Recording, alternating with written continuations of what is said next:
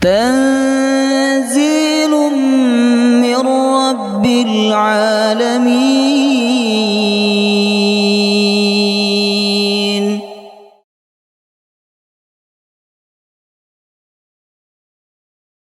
يا أيها الذين آمنوا إذا قيل لكم تفسحوا في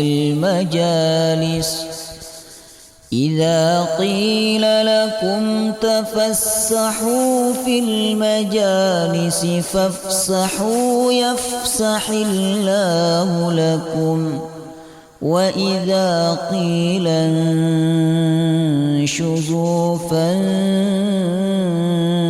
فانشزوا يرفع الله الذين آمنوا منكم والذين أوتوا العلم درجات،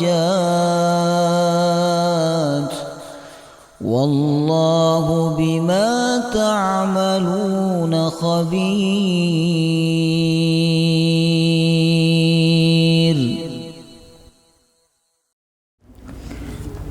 بسم الله الرحمن الرحيم. الحمد لله رب العالمين، نحمده ونستعينه ونستغفره ونعوذ بالله من شرور أنفسنا وسيئات أعمالنا، من يهده الله فلا مضل له ومن يضلل فلا هادي له. أشهد أن لا إله إلا الله وحده لا شريك له، وأشهد أن محمدا عبده ورسوله لا نبي ولا رسول بعده.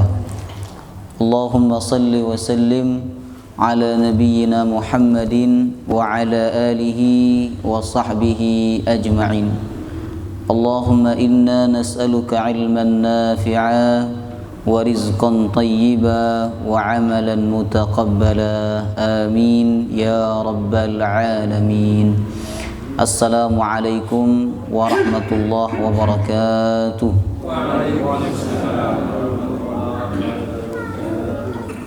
Alhamdulillah, Allah kembali memilih kita untuk membaca dan memahami kitab sucinya. Semoga dengan kita memahami kitab suci Al-Quranul Karim, ketakwaan kita kepada Allah semakin bertambah. Amin ya rabbal alamin. Baik hadirin, kita akan lanjutkan kajian kita tafsir surah Al-Baqarah. Pekan kemarin kita mengakhiri di ayat 134 ya. Sekarang masuk di halaman berikutnya 135. Kita akan tadabbur dua ayat malam hari ini insyaallah.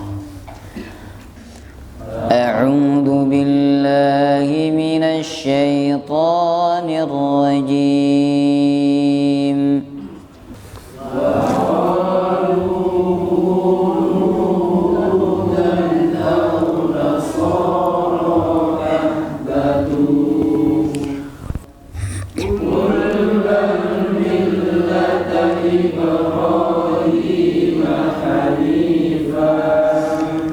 Hati-hati qaf, qul dibaca tebal, qul jangan dibaca tipis, kul. Kul artinya makanlah. Jika tebal, qul artinya katakanlah. Qul bal millata Ibrahim hanifa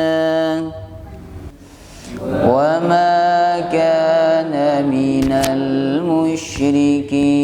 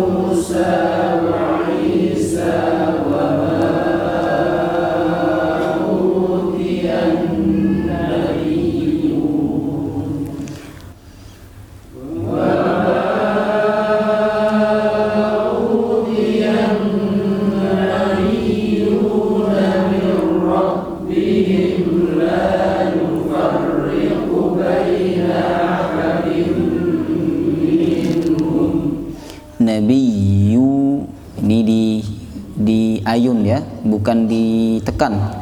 Nabiyyu keliru. Nabiyyu di ayun dengan lembut. Wa ma utiyan nabiyyuna min rabbihim la nufarriqu baina ahadin minhum la nufarriqu baina ahadin minhum wa nahnu lahu muslimun. Pada ayat sebelumnya, yakni ayat 134, ini menyinggung garis keturunan Yahudi. Yahudi itu garis keturunannya ternyata dari garis keturunan yang mulia, karena Yahudi itu keturunan Nabi siapa? Nabi Yakub. Nabi Yakub anaknya Nabi Ishak. Nabi Ishak anaknya Nabi Ibrahim, ya. Tapi melalui ayat 134 ini Allah mengisyaratkan bahwa garis keturunan Yahudi yang sampai kepada Nabi Yakub dan Nabi Ibrahim itu tidak berguna bagi mereka, sebab amal mereka dan akidah mereka menyimpang dari akidah atau amal kakek moyang mereka, Nabi Yakub dan Nabi Ibrahim. Sebab masing-masing manusia itu Bapak Ibu akan dibalas sesuai amalnya, bukan sesuai nasabnya. Nabi bersabda kepada umatnya, saat itu Nabi berkata kepada istri-istrinya, Nabi juga berkata kepada sahabatnya. Apa kata Nabi? La ta'tuni bi ansabikum wa'tuni bi a'malikum. Janganlah kalian datang kepadaku pada hari kiamat nanti bi ansabikum dengan nasab kalian, itu tidak ada gunanya. Kalau kita datang kepada Nabi minta syafaat, ya Rasulullah saya ini keturunanmu, berikan aku syafaat, tidak bisa, tidak ada gunanya. Ya Rasulullah aku ini keturunan si fulan, keturunan orang soleh, keturunan orang terhormat, tidak ada gunanya. Wa'tuni bi a'malikum, tapi datanglah kepadaku kata Nabi bi a'malikum, dengan membawa amal kalian. Makanya ketika sahabat ditanya oleh Rasulullah, apa keinginanmu sehingga aku dapat meminta kepada Allah agar dikabulkan? Sahabat itu biasanya namanya sahabat Rabi'ah ya, biasanya menyiapkan air wudhunya Nabi ya. Jadi ketika Nabi bangun malam, air untuk berwudhu sudah siap, dan yang menyiapkan adalah sahabat Rabi'ah. Begitu khidmahnya sahabat kepada Nabi ya.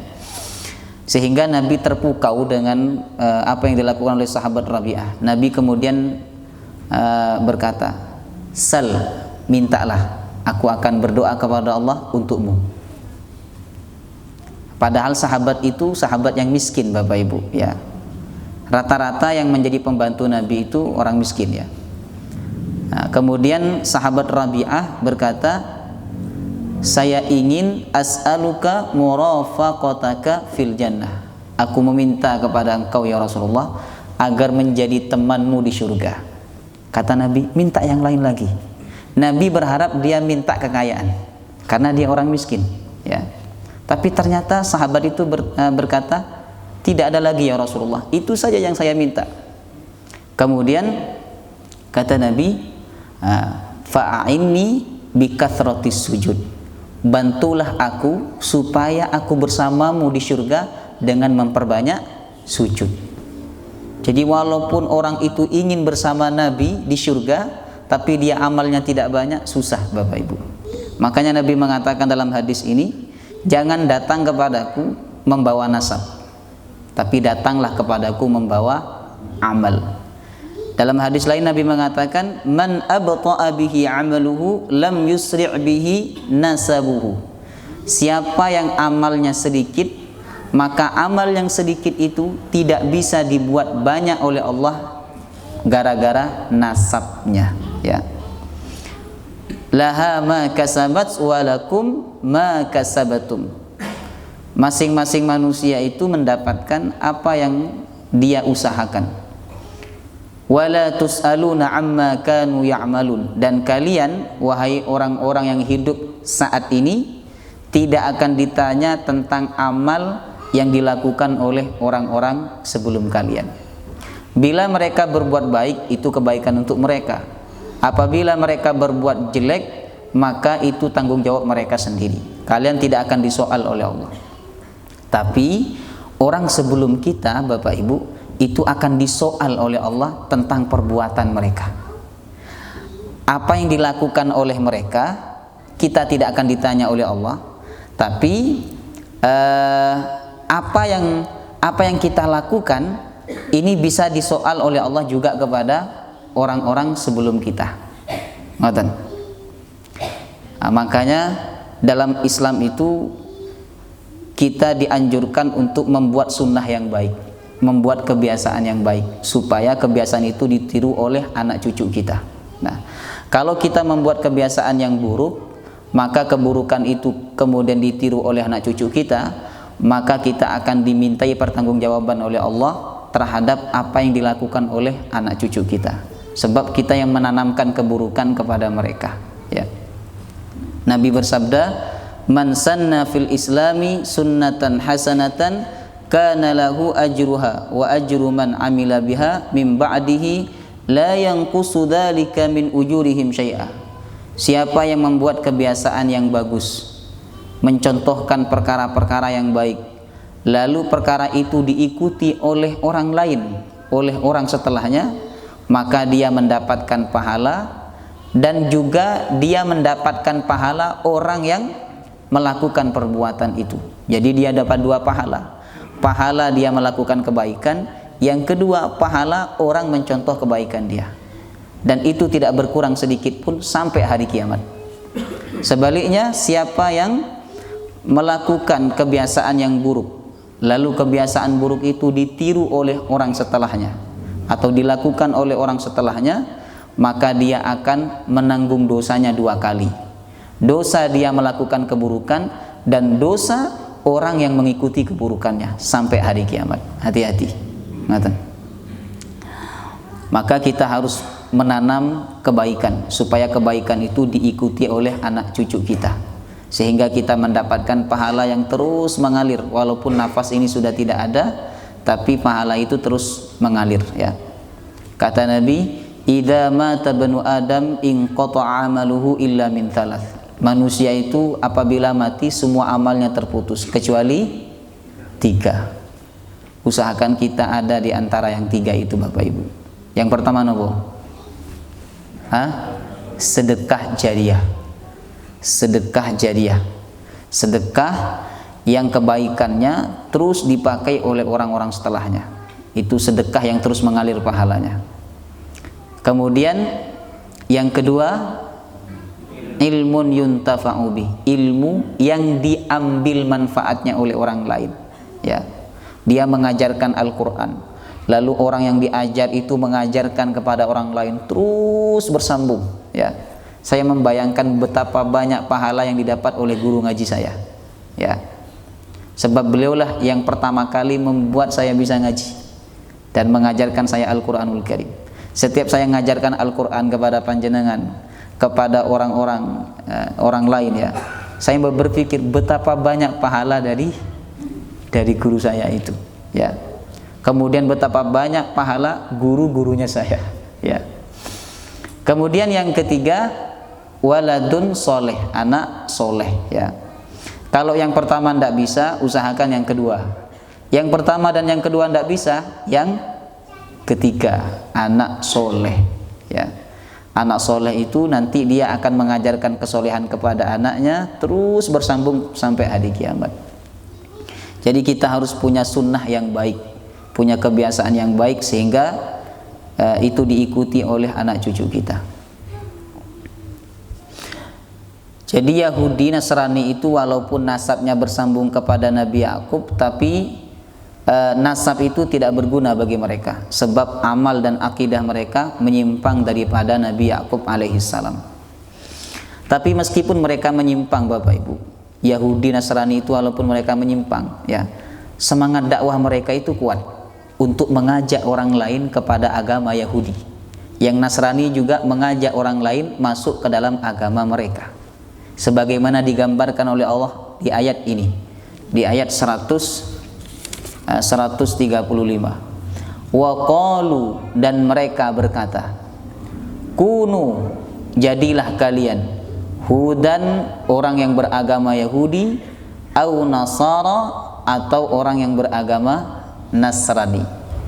Yahudi mengajak orang lain untuk menjadi orang Yahudi, ya, untuk beragama Yahudi. Nasrani juga mengajak orang lain untuk beragama Nasrani. Nah, pertanyaannya, kita pernah enggak ngajak orang lain untuk beragama Islam? Hah? Pernah enggak? Teman non muslim diajak, monggo berkongsi dengan kami terhadap ajaran yang baik ini, ajaran yang mulia ini. Nah, Yahudi Nasrani, Yahudi mengajak orang lain untuk masuk ke dalam agama Yahudi. Nasrani juga tidak mau kalah, mereka mengajak orang lain untuk masuk ke dalam agama Nasrani sesuai kemampuan mereka masing-masing. Ada yang mengajak orang lain itu dengan harta, ada yang mengajak orang lain itu dengan pengetahuan, ya, dibawakan Alkitab, ya. Kemudian mereka mengatakan bahwa kalau kamu masuk Nasrani mudah masuk surga itu, tidak perlu sholat, tidak perlu bayar zakat, pokoknya kamu jangan ganggu orang, udah masuk surga. Nah, itu doktrin yang disampaikan oleh mereka, ya. Sehingga ketika orang mati di antara mereka, mereka berkata apa? Dia sudah bersama Bapak di surga. Sedangkan kita kan sukanya suuzon terus, itu suul khotimah, itu neraka itu. Nah, ayat ini sebenarnya Bapak Ibu ada sebab turunnya. Al-Quran itu ada yang memiliki sebab turun, ada yang tidak memiliki sebab turun, ya. Ayat ini termasuk ayat yang memiliki sebab turun. Dikatakan dalam tafsir Ibnu Katsir, ya, dan juga disebutkan dalam tafsir At-Tabari, disebutkan dari sahabat Abdullah bin Abbas. Ini ahli tafsirnya di kalangan sahabat Nabi, ya. Abdullah bin Abbas berkata bahwa ada seorang Yahudi namanya Abdullah bin Surayah Al-A'war, ya. Namanya siapa? Abdullah bin Surayah. Perhatikan, walaupun namanya Abdullah, tidak menjamin bahwa orang itu beragama Islam, ya. Di Arab itu ada yang bernama Zaid, Umar, tapi bukan Islam, ya. Ada di antara mereka Yahudi atau juga Nasrani, ya. Abdullah bin Surayah Al-A'war, seorang Yahudi, datang ke Rasulullah, lalu dia berkata, mal hadayu illa ma nahnu alaihi. Wahai Muhammad, tidak ada petunjuk yang benar kecuali agama yang kami ikuti. Fattaba'na ya Muhammad tahtadu. Wahai Muhammad, ikutilah agama kami, maka kamu akan mendapatkan petunjuk yang benar, ya. Nasrani juga berkata demikian ketika bertemu dengan Nabi. Akhirnya Allah turunkan ayat ini. Wa qalu kunu hudan aw nasara tahtadu.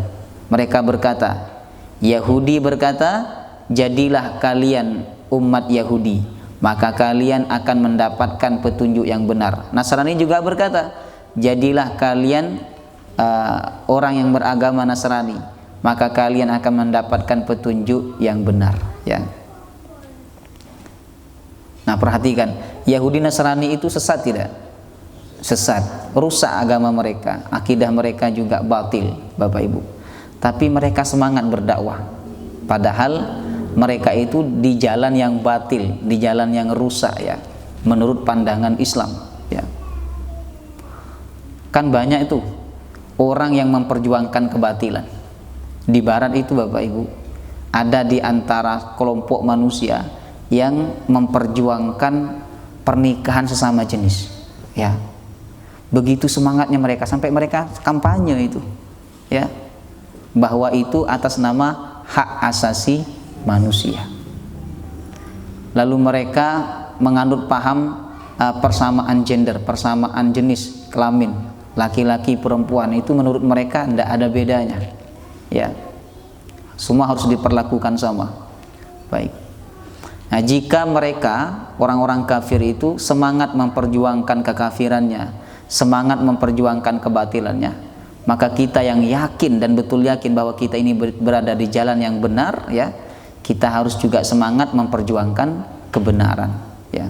Kalau Yahudi mengajak orang lain untuk masuk agama Yahudi, kita juga harus semangat ngajak orang non muslim masuk ke dalam agama Islam, ya. Harus semangat, itulah dakwah, ya.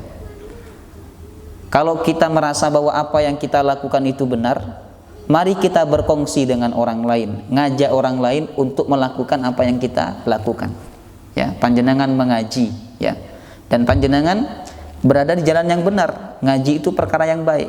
Nah, mari kita panjenengan berkongsi kepada orang lain, ngajak orang lain untuk ngaji, ngoten. Itu bagian daripada dakwah. Kita berada di jalan yang benar, yaitu Islam. Nah, maka kita mengajak orang lain untuk masuk ke dalam agama Islam. Jadi jika Yahudi mengajak orang lain masuk kepada agama Yahudi, kita orang Islam juga mengajak orang Yahudi atau Nasrani untuk masuk ke dalam agama kita. Nah, pernah enggak panjenengan lakukan itu? Hah? Diajak ngopi dulu, ngopi santai gitu kan. Nah, atau diajak main badminton. Diajak ngopi santai, ngobrol santai. Nah, saya pernah ngobrol dengan seorang Kristen, ya, dan beliau itu tetangga saya, tetangga. Beliau sudah tertarik sebenarnya sama agama Islam, tapi masih terkendala dengan keluarganya, ya. Jadi saya pernah ngobrol, saya bilang, kalau Anda sudah tertarik, kalau Bapak sudah tertarik dengan agama Islam, apalagi yang ditunggu, ya. Ini cahaya baik dari Allah Subhanahu wa taala yang Allah masukkan ke dalam hati Bapak. Nah, sebentar Pak Ustadz, saya masih pikir-pikir dulu katanya, ya. Artinya apa? Kita punya kewajiban ngajak orang lain untuk masuk Islam, Bapak Ibu, ya. Masalah dia terima ajakan kita atau tidak, itu urusan dia. Yang penting kewajiban kita sudah terlaksana, ya. Ajaklah orang lain masuk Islam atau ajaklah orang lain melakukan kebenaran sesuai kemampuan kita masing-masing. Kita mampunya dengan apa? Oh, dengan harta. Bisa ajak dengan harta. Seperti orang-orang Nasrani itu. Mereka melakukan kristenisasi di suatu daerah. Itu bukan dengan ilmu sebenarnya, tapi dengan apa? Harta. Dikasih sembako, dikasih santunan, lalu dibawakan Alkitab, dibacakan. Nah, lama-kelamaan orang yang dikasih santunan itu luluh hatinya, ya. Siapa yang tidak luluh kalau udah kena harta, Bapak Ibu, ya. Apalagi orang miskin, susah, ya. Dan dia tidak pernah sholat, ya. Islamnya itu Islam keturunan, Islam bawaan, tidak pernah sholat, tidak tahu tentang Islam itu bagaimana. Pokoknya dia hanya Islam, ya, Islam KTP. Tapi kita tidak boleh meremehkan orang Islam KTP itu, ya, karena Islam KTP itulah yang membuat kita bangga menjadi mayoritas, ya. Mayoritas itu kan dihitung juga dari Islam KTP. Makanya kita tidak boleh meremehkan orang yang Islam KTP, tapi kita harus memberikan pendidikan kepada mereka, ya.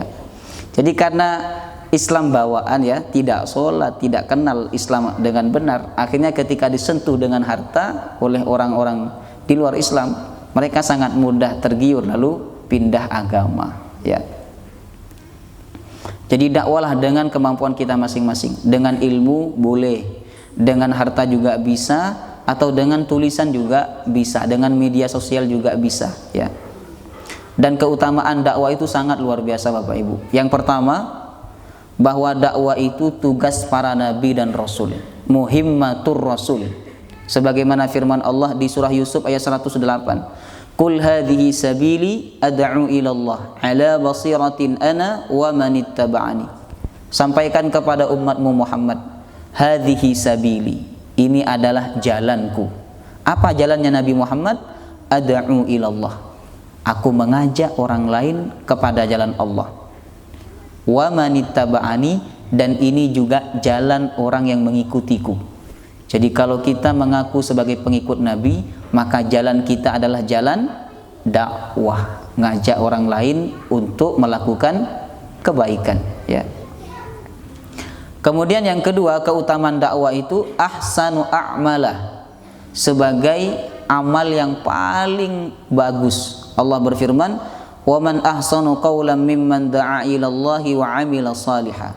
Siapakah yang lebih baik ucapannya dibandingkan orang yang mengajak orang lain kepada jalan Allah Subhanahu wa taala. Kemudian yang ketiga, bahwa dakwah itu akan membuat seseorang menjadi umat terbaik. Sebagaimana firman Allah, "Kuntum khaira ummatin ukhrijat lin-nasi ta'muruna bil ma'ruf wa tanhauna 'anil munkar."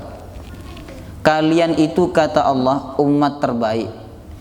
Bukan karena sholat malam kalian, bukan karena puasa kalian, bukan karena sedekah kalian, bukan. Tapi karena kalian mau pasang badan untuk mengajak orang lain kebaikan dan mencegah orang lain dari kemungkaran. Jadi kita ini menjadi umat yang terbaik kalau kita amar ma'ruf nahi mungkar, berdakwah, Bapak Ibu, ya. Kemudian dakwah itu menjadi sebab selamatnya seseorang dari laknat dan azab Allah.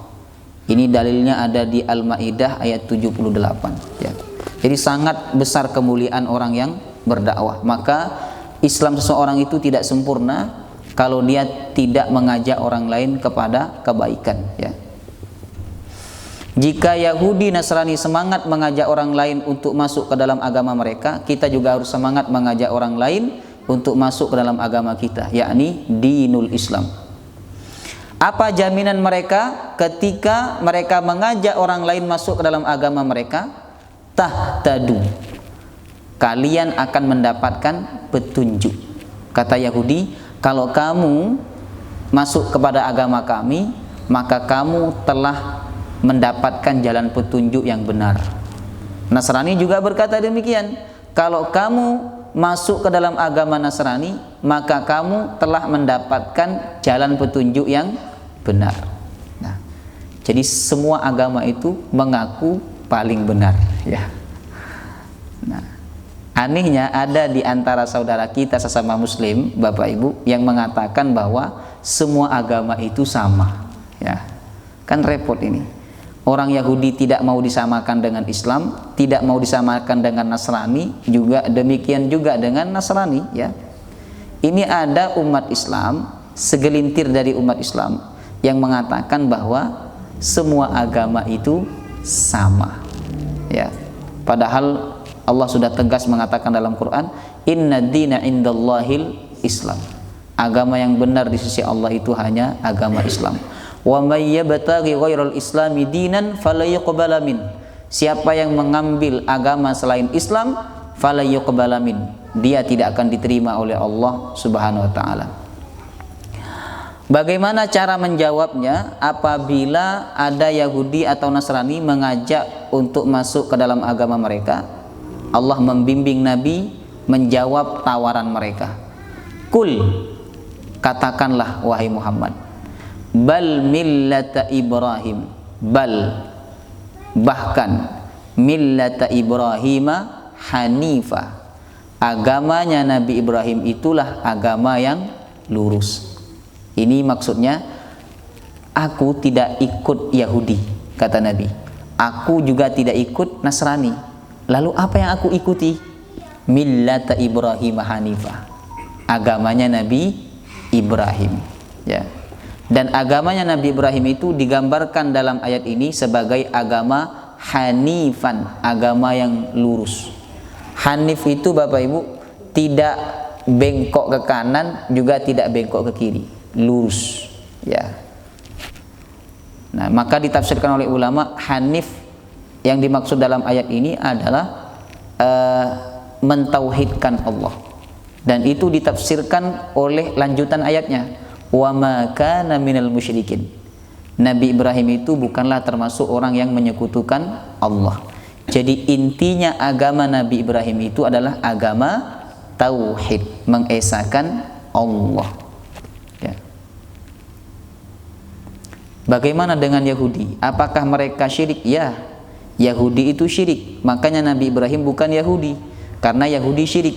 Nasrani juga bukan agamanya Nabi Ibrahim, karena Nasrani telah berbuat kesyirikan. Adapun kesyirikan yang dilakukan Yahudi adalah mereka pernah menyembah patung anak sapi, kan, yang sudah kita pelajari di ayat sebelumnya. Nasrani apa kesyirikannya? Mereka meyakini bahwa Isa sebagai anak Tuhan. Jadi Yahudi, Nasrani minal musyrikin, termasuk orang yang berbuat syirik, ya. Nah, sedangkan Nabi Ibrahim agamanya hanifan tauhid, hanya mengesahkan Allah. Tuhan hanya Allah, tidak ada Tuhan selain Allah Subhanahu wa taala. Kemudian Allah mengajarkan juga kepada sahabat-sahabat Nabi, ya. Qulu, ucapkanlah oleh kalian wahai orang beriman, amanna billah, kami beriman kepada Allah. Amanna billah, kami hanya beriman kepada Allah. Kami tidak akan ikut agama Yahudi, juga tidak ikut agama Nasrani. Amanna billah, kami beriman kepada Allah. Nah, tidak beriman kepada agama Yahudi atau Nasrani, ya.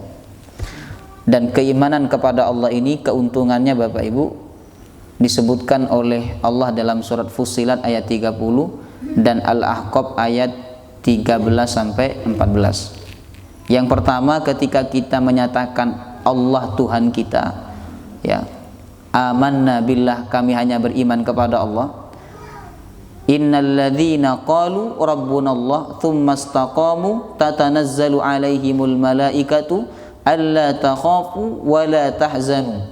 Sesungguhnya orang yang berkata bahwa Tuhan kami hanya Allah, kemudian dia istiqomah dengan ucapan itu sampai dia mati, maka ketika dia meninggal dunia ada banyak malaikat yang turun, lalu malaikat itu berkata alla takhafu wa la tahzanu, jangan takut, jangan sedih. Wa abshiru bil jannah, bergembiralah karena kalian akan mendapatkan surga. Jadi ucapan kita amanna billah, bila kita pegang sampai mati, maka kita akan mendapatkan ucapan malaikat alla takhafu wa la tahzanu wa abshiru bil jannah. Kemudian orang yang mengakui bahwa Allah itu satu-satunya Tuhan yang berkuasa, ya, maka dia tidak akan takut dan juga tidak akan sedih. Sebagaimana firman Allah di surah Al-Ahqaf ayat 13. Innalladzina qalu rabbunallah, sesungguhnya orang-orang yang berkata bahwa Tuhan kami Allah, tsumma istaqamu, kemudian mereka istiqamah, fala khaufun alaihim wala hum yahzanun, tidak ada takut atas mereka. Orang kalau takut kepada Allah, dia tidak akan takut kepada istrinya. Panjenengan takut tidak sama istri bapak-bapak? Hah? Takut tidak sama istri? Oh, menghargai, bagus. Sama hantu takut enggak sama hantu? Oh enggak, berarti orang beriman betul. Karena ciri orang beriman sesungguhnya itu fala khaufun alaihim, tidak ada rasa takut atas mereka. Wala hum yahzanun, dan tidak ada rasa sedih atas mereka, ya. Apakah cukup hanya beriman kepada Allah? Kalau hanya beriman kepada Allah, ya, Yahudi Nasrani sebenarnya mereka beriman kepada Allah, mereka percaya adanya Allah. Nah, tapi iman mereka tidak sah karena iman mereka belum sempurna, ya. Sebab iman kepada Allah saja tidak cukup, harus beriman wa ma unzila ilaina, dan kepada yang diturunkan kepada kami. Apa itu? Al-Quran. Yahudi Nasrani tidak beriman kepada Al-Quran, maka iman mereka batal, ya. Walaupun mereka percaya bahwa Allah adalah Tuhan dan yang berhak disembah Allah, ya, tapi mereka tidak beriman kepada Al-Quran. Lalu wa ma unzila ila Ibrahim, dan beriman kepada apa yang diturunkan terhadap Nabi Ibrahim. Yang diturunkan kepada Nabi Ibrahim wa Ismail dan kepada Nabi Ismail, wa Ishak dan kepada Nabi Ishak, wa Yakub dan kepada Nabi Yakub. Yang diturunkan kepada mereka itu bukan kitab Bapak Ibu, tapi suhuf. Suhuf itu lembaran yang dibawa oleh malaikat Jibril lalu disampaikan kepada mereka. Suhuf ya, lembaran-lembaran. Kalau kitab itu lembaran yang sudah jadi satu, kemudian disebutlah sebagai kitab ya. Adapun Nabi Ibrahim, Nabi Ismail, Nabi Ishak, Nabi Yakub ini tidak mendapatkan kitab, tapi mendapatkan suhuf ya. Sebagaimana firman Allah, suhufi Ibrahim wa Musa. Surat apa itu? Surat Yasin. Al-A'la ya. Ayat sebelumnya apa? Qad aflaha man tazakka wa dzakara asma rabbih fasalla bal tu'thiruna al-hayata ad-dunya wal akhiratu khairu wa abqa inna hadza la fi suhufil ula. Nah, suhufi Ibrahim wa Musa. Jadi yang diturunkan kepada Ibrahim bukan kitab tapi suhuf ya, lembaran-lembaran. Kita wajib beriman kepada Al-Quran dan kepada yang diturunkan terhadap Nabi Ibrahim, Nabi Ismail, Nabi Ishak, Nabi Yakub, wal asbati dan anak cucu mereka ya. Jadi ternyata keturunan Nabi Ibrahim, Nabi Ismail, Nabi Ishak, Nabi Yakub itu banyak yang menjadi nabi dan rasul ya. Sehingga kita wajib beriman terhadap apa saja yang diturunkan kepada nabi dan rasul, tidak hanya kepada Nabi Muhammad. Bila Yahudi hanya percaya yang diturunkan kepada Nabi Musa saja, Nasrani hanya percaya kepada yang diturunkan terhadap Nabi Isa saja, sedangkan kita orang beriman, orang muslim percaya kepada semua yang diturunkan terhadap Nabi dan Rasul. Wa ma utiya Musa wa Isa, dan apa yang diberikan kepada Musa, yaitu kitab Taurat, wa Isa dan yang diberikan kepada Nabi Isa yaitu kitab Injil. Wa ma utiyan nabiyyuna min rabbihim, dan semua yang diberikan oleh Allah kepada para nabi yang diutus oleh Allah min rabbihim, dari Tuhan mereka, yakni dari Allah Subhanahu wa taala, kita wajib percaya.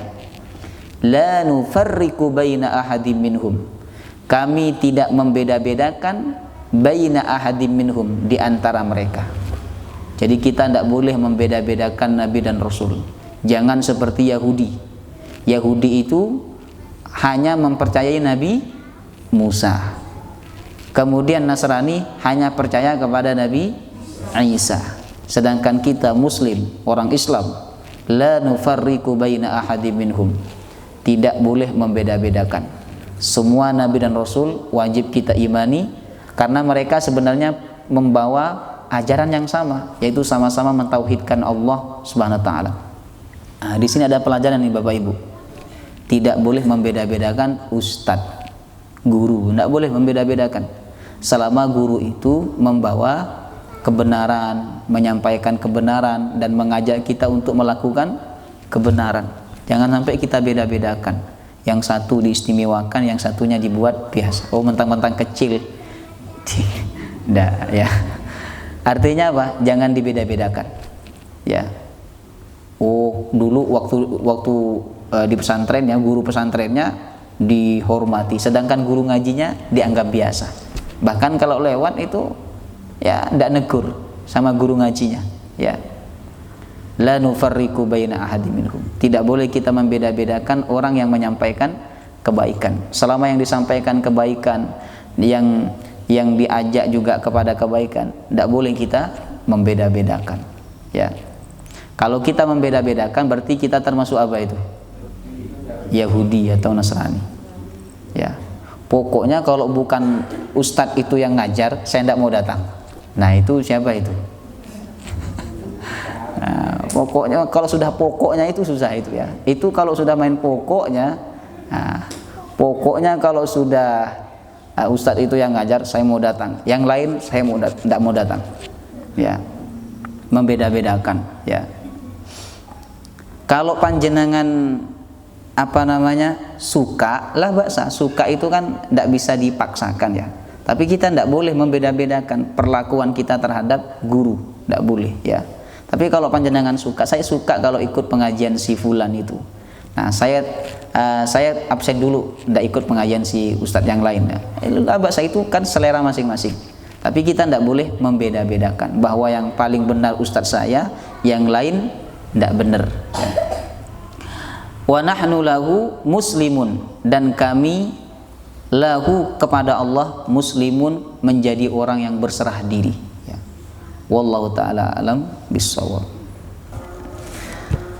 Subhanakallahumma bihamdika asyhadu an la ilaha illa anta astaghfiruka wa atubu ilaik.